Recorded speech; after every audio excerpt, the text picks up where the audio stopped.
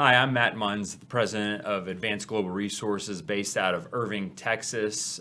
Today, we're having a discussion with Harish Gannavarapu, who is our director of SAP Cloud Infrastructure. This is one of our profiles in leadership. We're going to be talking with Harish today about the methodology we use to move SAP applications into the hyperscaler clouds like the Google Cloud Platform or like Microsoft Azure. So with that, Harish, why don't you share with the audience a little bit about your background and your experience with SAP over your long career? Yeah, sure, Matt.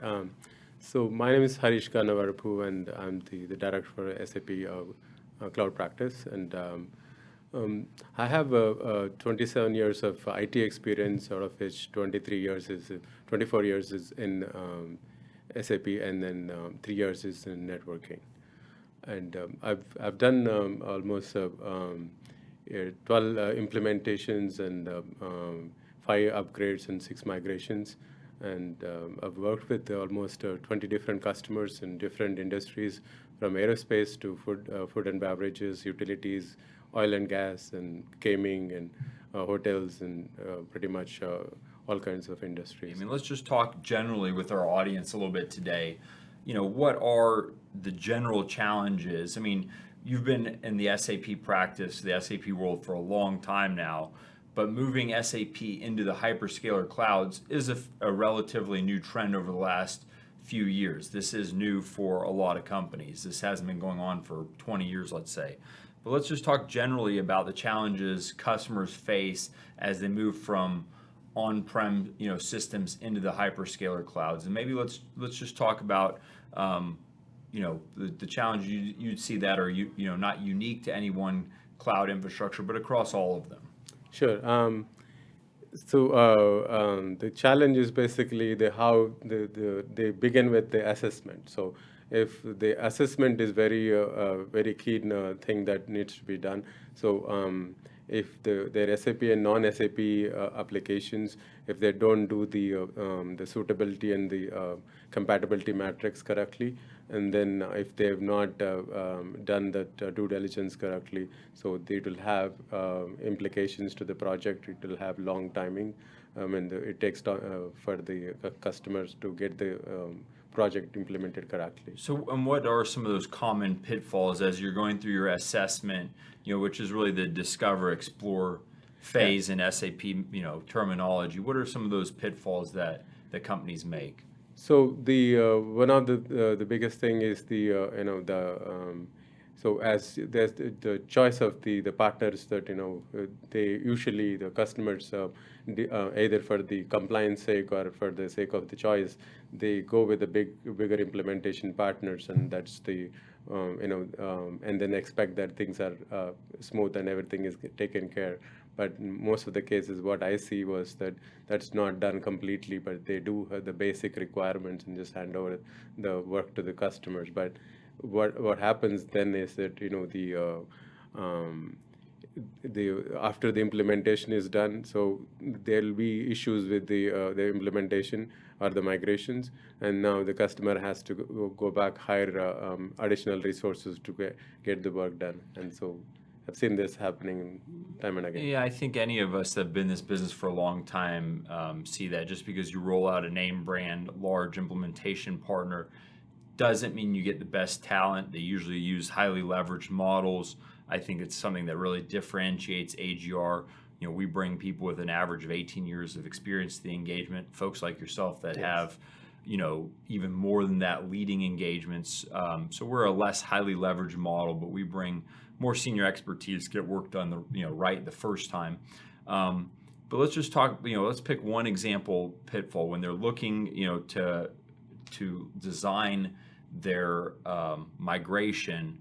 What's one of the things that's overlooked the first that ends up adding time, adding costs on the back end of that project? So the thing that most probably is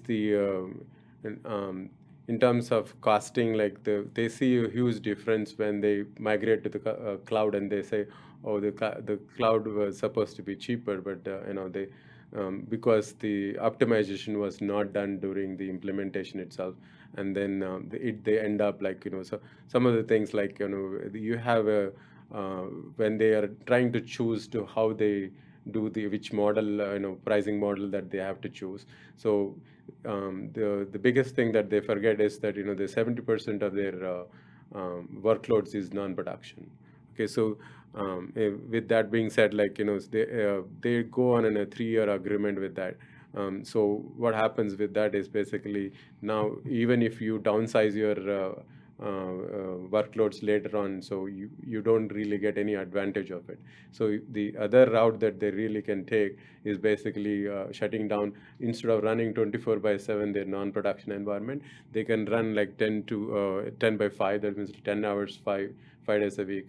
So that will save them at least 70 to 80% of their cost. Yeah. So So really understanding the discover, explore through our assessment phase, how to optimize the workload so they don't enter into contracts that are scaled too large for them, and then really thinking critically about your non-production environments. I think most companies, we're all focused on our production environments because that's what runs our business. exactly. But as you pointed out, 70% of the space is taken up by non-production systems. So really understanding how to balance the non-production space is critical, and that's no value add, right? I mean, there's very little value add in your test, your QA.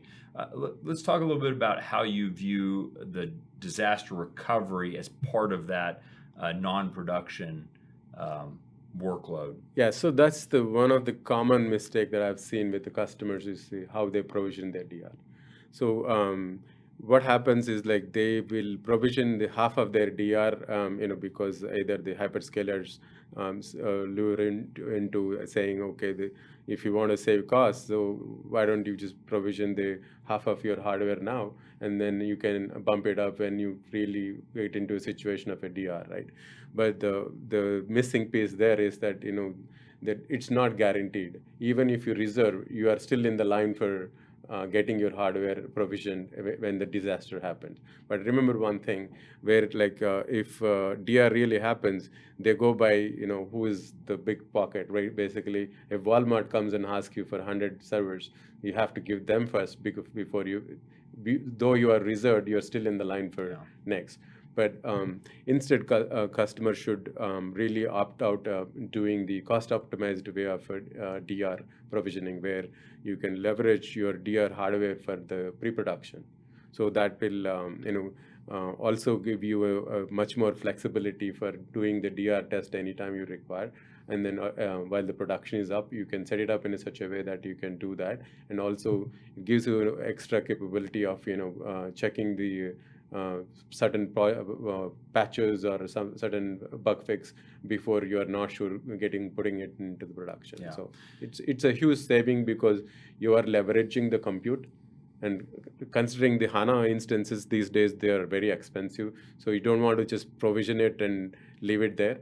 So you really wanted to optimize your DR for your pre-production or quality work. Yeah. So I mean, your approach to this not only is cost optimization. It's really making sure that your disaster recovery is ready from day one and not relying on your cloud infrastructure partner to get you into the right DR backup if they're having a larger outage. And again, your company could be deprioritized. You're really leveraging all those non-production assets to both lower cost and provide disaster recovery. Yeah, so I think that's a great approach. Yeah, and that is another thing which, like, your pre-production is closer to the your production most of the cases. So you have a good sense of feeling and how it will behave when you really provision your production workloads on the DR. So you have pretty much a lot of the nuts and bolts tested out in pre-production environment.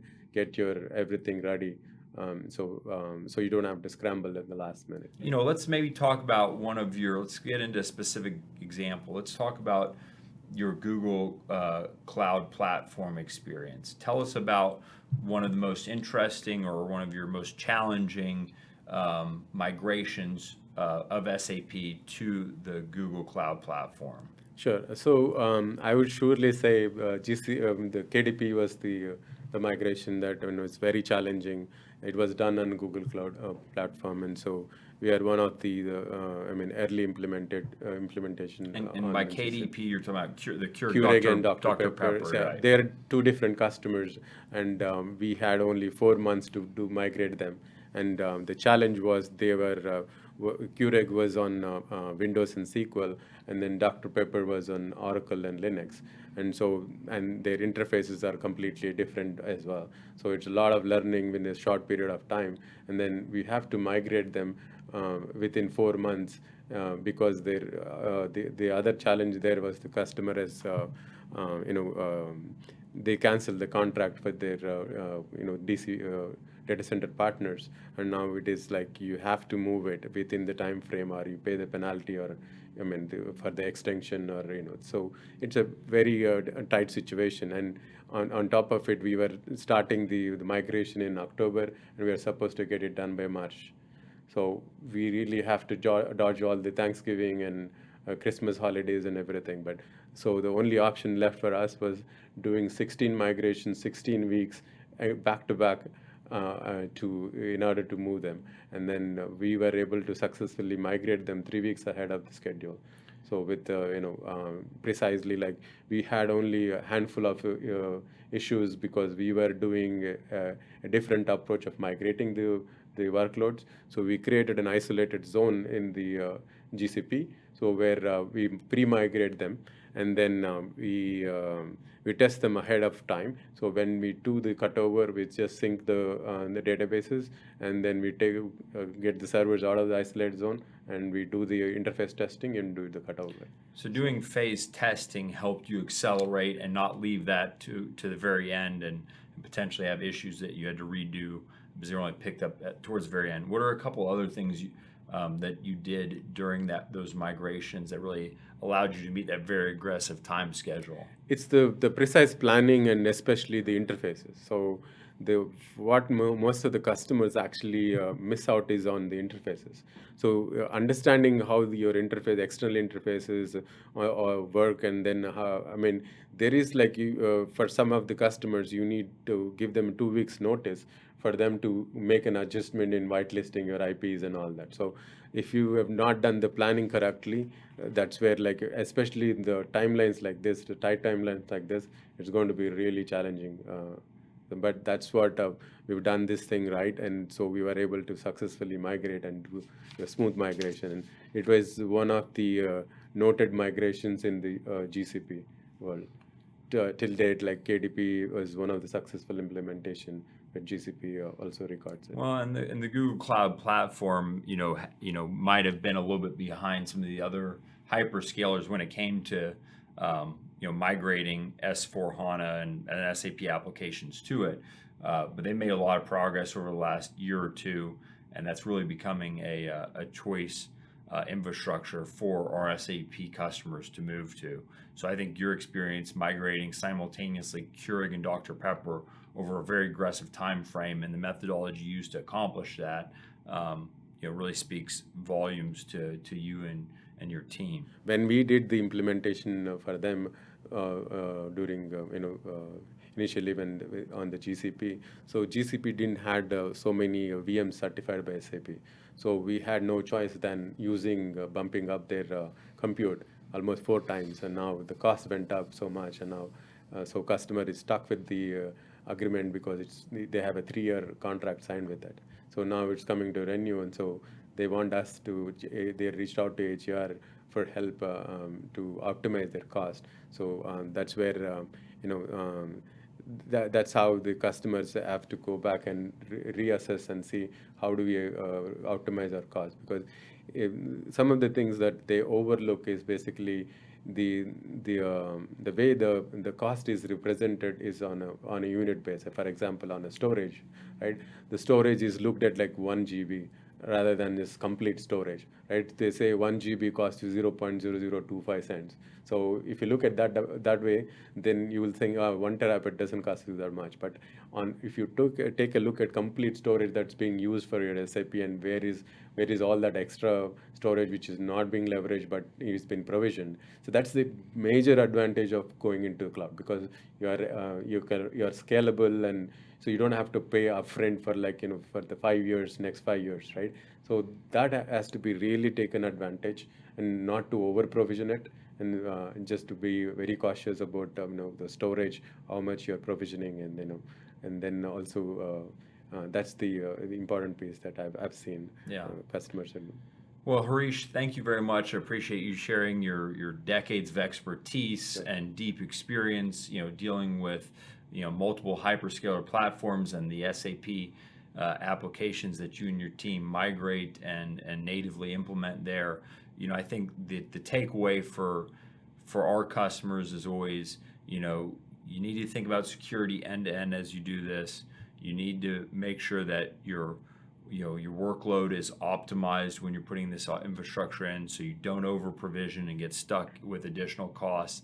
And then you really need to think about those non-production environments that are 70% of your overall footprint, and how you can utilize them as part of your disaster recovery plan. So we want to mitigate risk with disaster recovery. We want to mitigate risk through security, and we want to optimize the infrastructure to really get the full benefit of the cost of these hyperscaler clouds. So thank you very much. Appreciate your time, and we'll talk soon.